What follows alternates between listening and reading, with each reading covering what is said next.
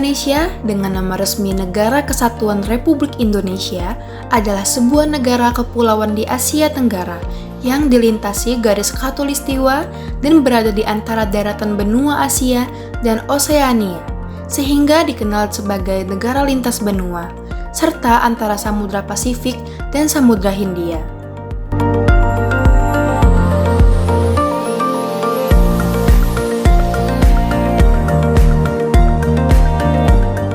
Indonesia memiliki banyak suku bangsa, yaitu sekitar 1.340 suku yang tersebar di seluruh wilayah Indonesia. Salah satu suku yang ada di Indonesia adalah suku Betawi.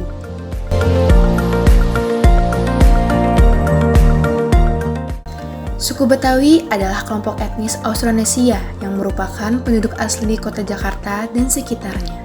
Kemunculan Betawi pertama kali pada abad ke-17 sebagai suatu komunitas dari berbagai etnis Nusantara yang datang dan menetap di Batavia.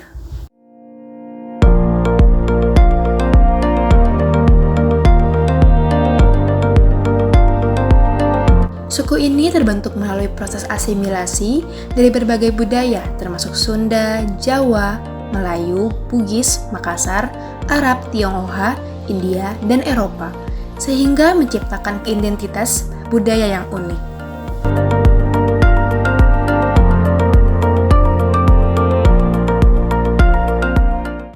Betawi merupakan suku yang menarik untuk dipelajari. Salah satu alasannya adalah suku tersebut mempunyai budaya yang beragam dan memiliki nilai-nilai luhur.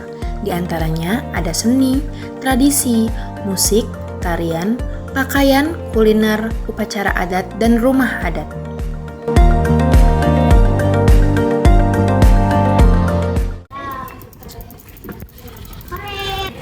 Ya kenapa Don? Bocor kayaknya bannya nih. Lu bisa bocor Don, lu berat banget sih Don. Mana gua tahu juga namanya musibah. Terus gimana Don? Ya. Kan ini gua aus nih. Gua juga haus lagi. Yaudah, kita istirahat dulu yuk di sini. Ayo dah. Gimana ya Don? Mana hari ini panas banget lagi. Iya nih. Haus lagi. Iya, ban kita robek, perjalanan masih jauh. Lu sih berat banget. Ya namanya juga musibah. Adit, Doni dari mana? Sorry. Kita habis muter-muter komplek naik sepeda. Emang kenapa sepedanya kok berhenti di sini? Ini ban kita bocor, Doni keberatan. Ya namanya juga musibah. Duh, kasihan banget nih buat lu pada. Ini apa Kon? Ini haus rasa Thai tea, cobain deh. Cobain deh. Enak kan? Iya enak kok, enak. Manisnya pas. Ini beli di mana sih? Ini tuh ada di semua store yang ada di toko, terus juga ada sekarang yang pakai sepeda gitu loh. Pakai motor, jadi kalian tinggal beli aja di depan rumah kalian. Oh, jadi dia kayak udah jualan di mana-mana ya? Betul. Enak juga ya. Juga.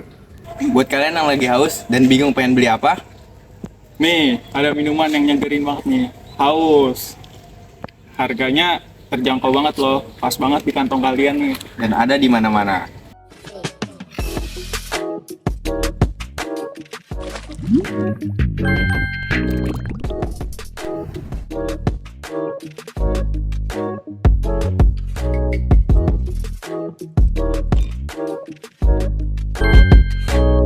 Assalamualaikum warahmatullahi wabarakatuh. Kami dari kelompok 7 perkenalkan, nama saya Lediva. Saya Ditya Lebi. Saya Doni Putra. Saya Lukman Kadafi. Saya Kornelisa Fitri. Kami dari Fakultas Ilmu Komunikasi jurusan Marketing Communication. Di sini kami akan memenuhi tugas besar 2 program penyiaran dengan judul Kearifan Lokal Budaya Betawi.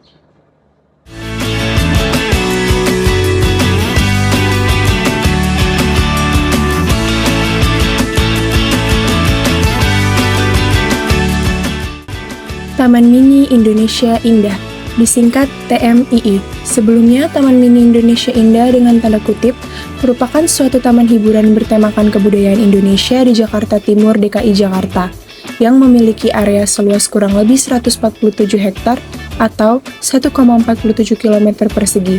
Taman ini merupakan rangkuman kebudayaan bahasa Indonesia yang mencakup berbagai aspek kehidupan sehari-hari masyarakat 26 provinsi Indonesia pada tahun 1975. yang ditampilkan dalam anjungan daerah berarsitektur tradisional, serta menampilkan aneka busana, tarian, dan tradisi daerah.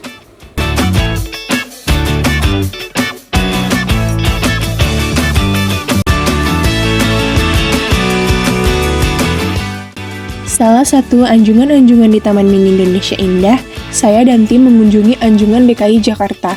Anjungan ini sebagai jendela informasi perkembangan kota Jakarta dari masa ke masa. Daya tarik wisata yang ramah disabilitas di antaranya rumah khas Betawi yang mempersembahkan sentuhan arsitektur tradisional, rumah kebaya dan joglo turut hadir, mengundang pengunjung ke dalam gemerlap seni dan budaya tradisional Betawi. Ruang-ruang khas Betawi seperti paseban, pangkeng, pendaringan, dan serodoyan atau dapur memberikan nuansa autentik. Ini baru hidup. Hidup dalam mimpi, namanya juga sad boy. Mandi nangis, lihat mantan nangis. Ya. Daripada hatimu sendu, lebih baik beli Aqua biar bisa liburan gratis. Assalamualaikum warahmatullahi wabarakatuh. Kami selaku pewawancara. Nah, di sini kami tujuannya ingin mewawancara komunitas Dan budaya seni yang ada di Anjungan DKI Jakarta. dan budaya yang berasal dari Anjungan DKI Jakarta di Taman Mini Indonesia Indah. Permisi Pak, kami dari Universitas Mercubuana yang di Meruya dari Fakultas Marketing Komunikasi ingin menanyakan tentang budaya Betawi ini Pak. Apa aja sih ciri khas dari budaya Betawi itu? Apa aja Pak ya? Di sini kan saya jawab ya. Saya Bang Boin, juru penerang daripada Anjungan dan Geraha Wisata.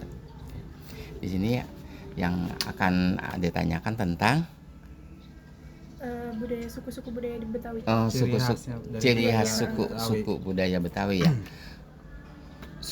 Suku Betawi ada percampuran ya. Betawi adalah percampuran dari berbagai macam etnis ya. Jadi ada sini ada percampuran, ada Sundanya ada, Jawanya ada, kemudian juga dari luarnya Portugis dan segalanya ada ya, percampuran. Jadi suku Betawi itu multi percampuran dari berbagai macam etnis dan suku, itu namanya dibilang suku Betawi.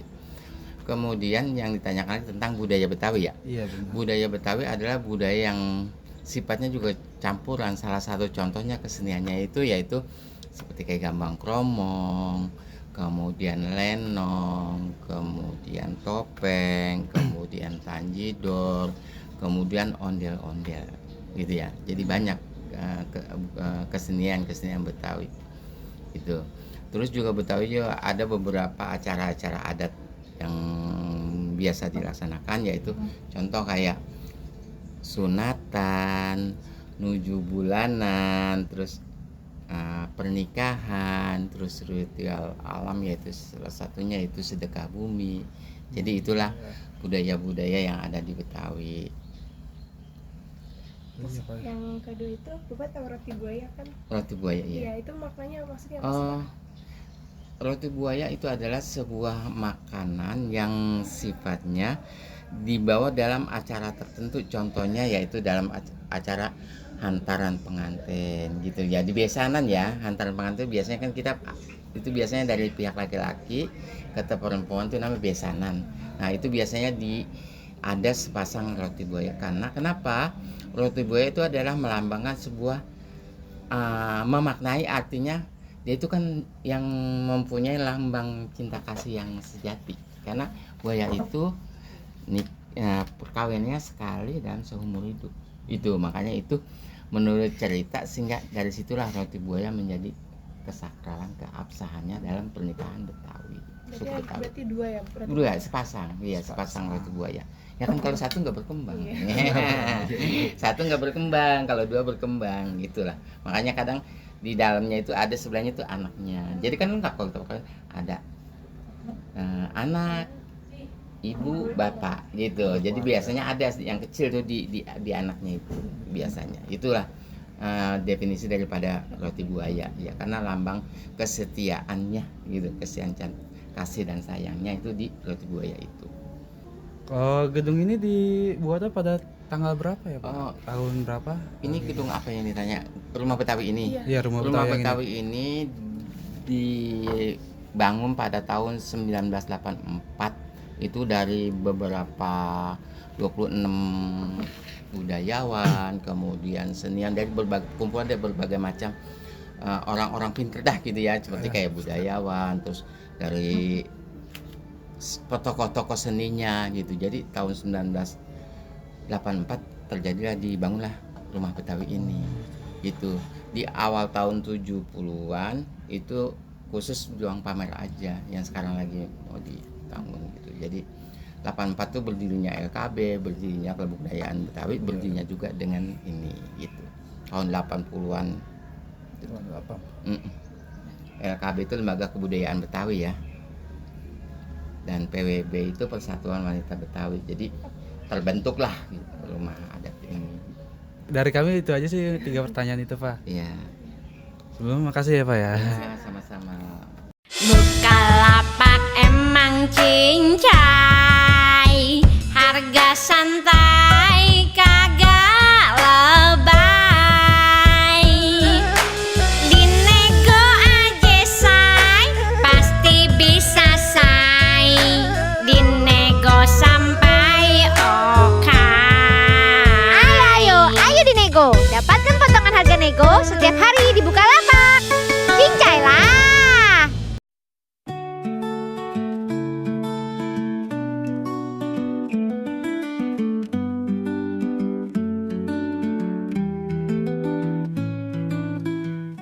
Gedung Joang 45 atau Museum Joang 45 adalah salah satu museum yang berada di Jakarta.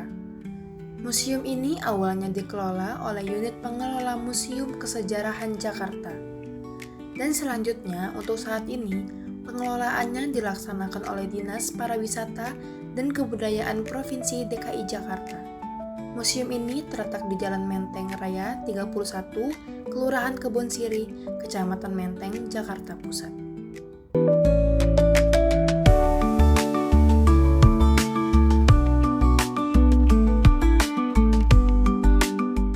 Upacara peletakan batu pertama pembangunan Museum Gedung Joang 45 bertepatan dengan peringatan Hari Pahlawan, yaitu pada tanggal 10 November 1970. Peletakan batu pertama dilakukan oleh Siti Johana Menara Saidah, yang kemudian dilanjutkan oleh SKT Murti dan Wali Kota Jakarta Pusat Edi Jajang Jajatmaja. Museum ini diresmikan pada tanggal 19 Agustus 1974 oleh Presiden Soeharto. Halo guys. Sekarang kita mau ke Museum Joang 45. Mau ngapain Por? Mau menelusuri yang ada di sini apa aja guys? Perhatikan ya semua.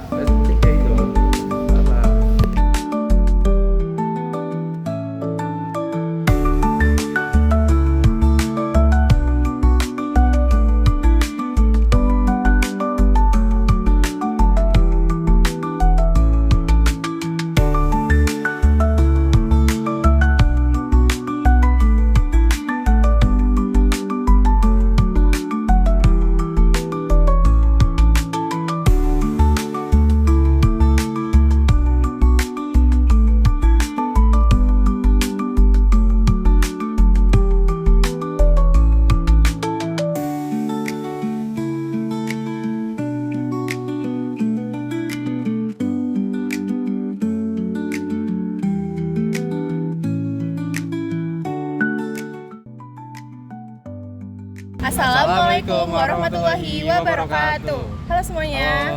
Nama saya Aldi File Design. Nama aku Lukman Kadafi. Sekarang kita ada di mana ya? Di Museum Joang 45. Kita di sini mau ngapain sih, Dap? Nah, kita akan mau wawancara nih salah satu narasumber kita yang di sini. Yang ada di sini, guys. Ya, kami di sini bersama Bapak Muslim ingin mewawancarai ya. Yang mewawancarai yang ada di gedung ini. Ini ya. Sebelumnya Bapak udah bekerja berapa lama ya Pak di sini? Ya, kerja di sini kebetulan saya tuh bergabung di UP Museum Kesejarahan Jakarta atau sekarang lokasinya di Museum Juang 45 ini, saya ini bergabung dari tahun 2002 gitu. Ya sekitar 22 tahun. Izin bertanya apa? Iya. Siapa sih pendiri Museum Juang ini? Pendiri Museum Juang 45 ini memang kalau untuk gedungnya sendiri ya, gedungnya ini dibangun oleh Belanda, namanya LC Skomper pada tahun 1930. Ya ini dulu sebelum menjadi museum dulu ini adalah hotel di zaman Belanda ya, ketika gedung ini ketika daerah Menteng ini masih kota Batavia. Tetapi yang meresmikan gedung ini menjadi Museum Juang 45 itu presiden kedua kita, Pak Soeharto, dan gubernur pada saat itu Bapak Adi Sadikin. Sebelumnya nama hotel ini apa Pak? Yang di depan itu bukan? Sebelumnya nama hotel ini kan tadi membangun namanya LC Skomper. Nah dulu hotel ini namanya Hotel Skomper. Karena Skomper ini adalah seorang pengusaha Belanda, dia walaupun sebenarnya dia seorang apoteker ya, tapi dia juga seorang pengusaha hotel, makanya dia membuat beberapa hotel yang ada di Jakarta, di Bandung, di Sukabumi ada ya. Dari sini ada 2. Ini Hotel Skomper 1. Nah Hotel Skomper 2-nya ada di daerah Kuitang. Oh berarti bukan satu doang? Bukan satu doang. Terus yang menjadi latar pendirinya Museum Juang 45 ini itu apa Pak? Ya karena memang kenapa sih dijadikan Museum Juang 45 gitu kan, karena memang gedung ini dulu oleh para pemuda ya, oleh para pejuang-pejuang kita digunakan untuk perjuangan kemerdekaan. Nah makanya dari sejarahnya itu sebenarnya saya cerita dulu sedikit ya sejarahnya kenapa sih ini bisa menjadi Museum Juang 45, karena memang gedung ini sendiri jasanya sangat besar pada saat itu digunakan untuk perjalanan kemerdekaan ya. Contohnya di tahun 1942 ketika Jepang berhasil menguasai kota Batavia, kan mereka kan pada saat itu memerlukan bantuan kader-kader. Nah ini gedung ini diserahkan kepada pemuda Indonesia pada saat itu. Nah oleh para pemuda Indonesia, gedung ini 1942 itu yang tadinya hotel dirubah menjadi tempat pendidikan politik, namanya Asrama Angkatan Baru Indonesia ya.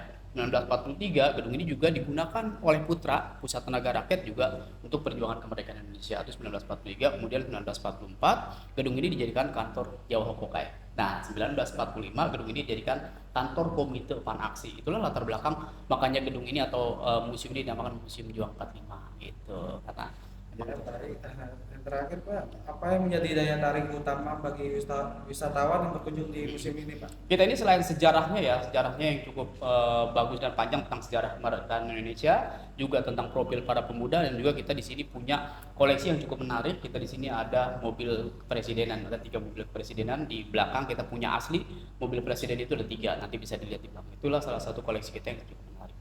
Itu boleh masuk Pak? Kalau untuk pengunjung lihatnya dari luar aja karena nggak boleh disentuh. Iya. Kalau untuk pameran-pameran kita di sini ada? Yang temporer gitu. Iya. Kita ada juga kerjasama, ada beberapa. Contohnya yang di belakang yang sekarang lagi ada podcast ya. Di situ itu ada beberapa koleksi yang memang itu temporer gitu. Itu dari luar, orang luar ngadapin, di sini kerjasama dengan kita.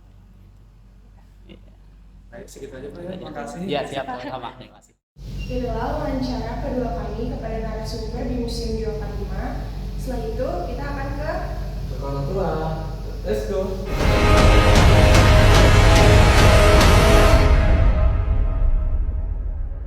From dust.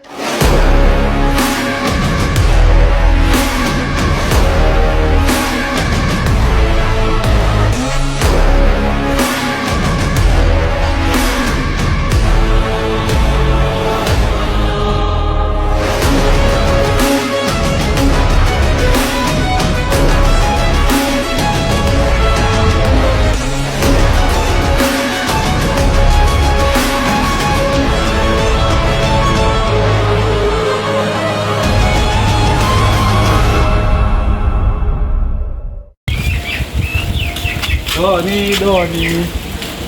Dok? Masuk ya. Oke.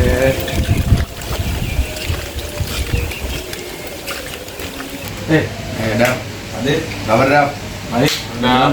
Tumben Dap main ya. Iya nih lagi gabut ya di rumah. Gabut ya? Aduh. Enaknya main apa ya kita nih? Ngapain ya? Dulu bawa ML. Mobile Legend. Boleh tuh, langsung login aja kita. Login ya? Gas langsung. Tapi gue mana ini?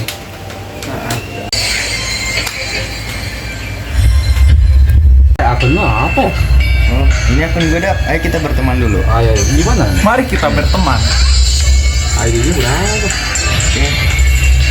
Mari kita berteman.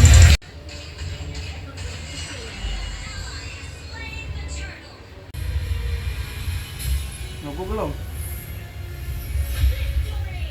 Ya, kita udah menang guys. Iya menang kita tuh. Tapi tugas kita belum selesai nih. Gimana kalau kita lanjut tugas lagi? Mainnya nanti aja ya. Ngerjain tugas dulu. Oke. Ayo ngerjain tugas buku ini. Ayo.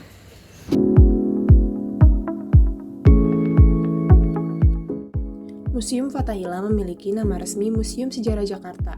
Adalah sebuah museum yang terletak di Jalan Taman Fathahillah nomor 1, Jakarta Barat, daerah khusus Ibu Kota Jakarta, Indonesia dengan luas lebih dari 1.300 meter persegi.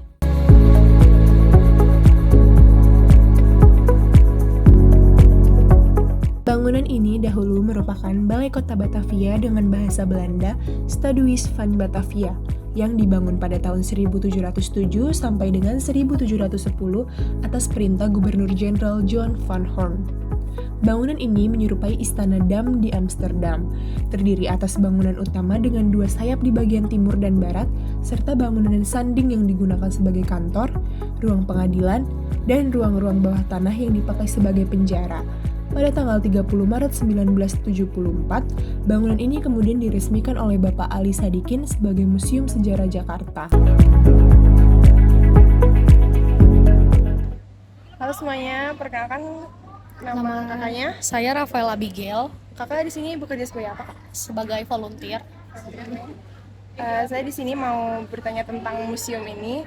Yang pertama itu apa sih cerita di balik berdirinya Museum Fathahillah ini? Jadi gedung ini dibangun pada 25 Januari 1707 di bawah pemerintahan Gubernur Jenderal Johan van Horn, at least orang Belanda ya. Dan selesai pada 10 Juli 1710 di bawah pemerintahan Gubernur Jenderal Abraham van Riebeeck juga. Dulunya gedung ini berfungsi sebagai City Hall atau balai kota.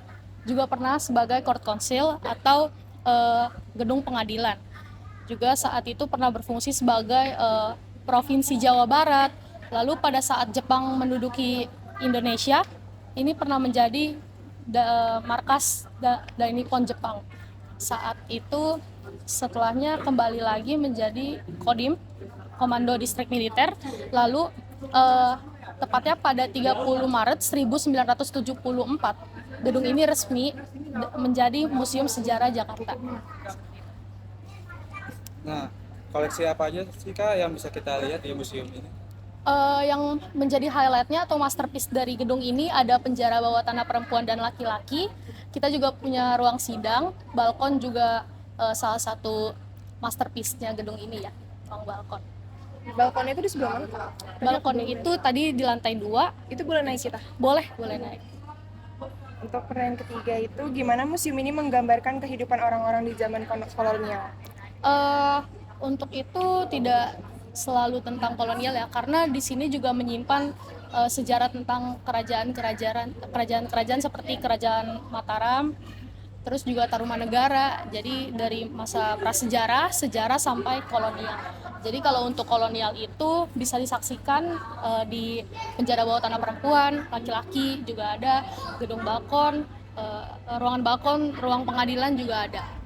Dan yang bisa dilihat juga dari kita punya koleksi pedang keadilan, yaitu nanti lurus ke sebelah kanan.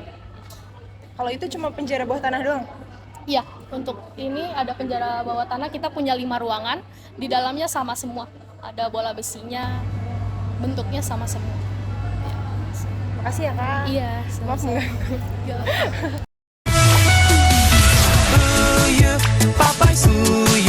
Papai suyu, chocolate dream 사랑해요. Papai suyu, chocolate dream I love you. Papai suyu, chocolate dream, the real Korean chocolate uyu. Papai suyu, chocolate dream I love you.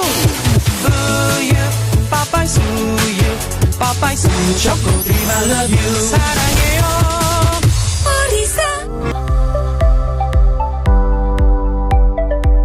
Selanjutnya, saya dan tim mencoba salah satu makanan daerah dari suku Betawi, yaitu kerak telur. Kerak telur adalah makanan asli daerah Jakarta dengan bahan-bahan beras ketan putih, telur ayam atau bebek, ebi, atau udang kering yang diasinkan, ditambah bawang merah goreng, lalu diberi bumbu yang dihaluskan berupa kelapa sangrai, cabai merah, kencur, jahe, kunyit, serai halus, merica butiran, garam, dan gula pasir.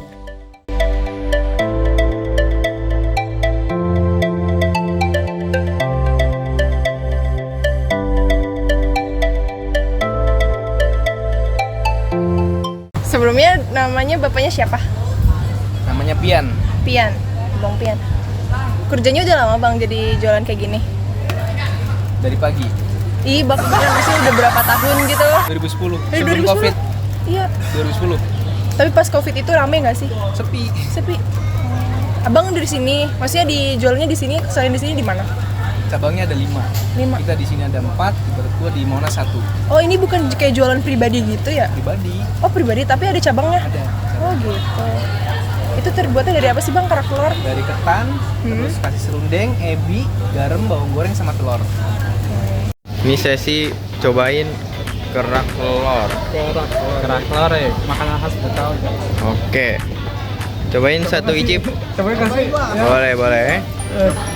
Suapan pertama gimana, Don? Enak banget, sumpah. Enak ya? Enggak sia-sia. Nggak sia-sia ya, 25 ya? 25.000 ya. Yoi. Ayo Dap, suap Dap. Lihat it. Hai. Kalian yang mau main ke sini wajib nyobain kerak telur Bang Caca. Bang Caca ya. Berapa harganya? 25. Oke.